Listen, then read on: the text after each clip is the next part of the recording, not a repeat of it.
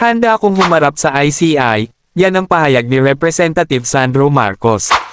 Ipinahayag ni House Majority Leader at Ilocos Norte 1st District Representative Sandro Marcos na handa siyang humarap sa Independent Commission for Infrastructure, ICI, upang makipagtulungan sa investigasyon kaugnay ng flood control scandal.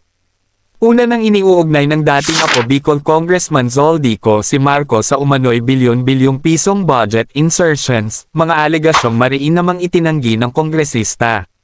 Sa isang liham na ipinadala kay ICI Chairperson Andres Reyes, sinabi ni Marcos na bukas siyang tumulong at magbigay linaw sa anumang isyong nakadikit sa investigasyon.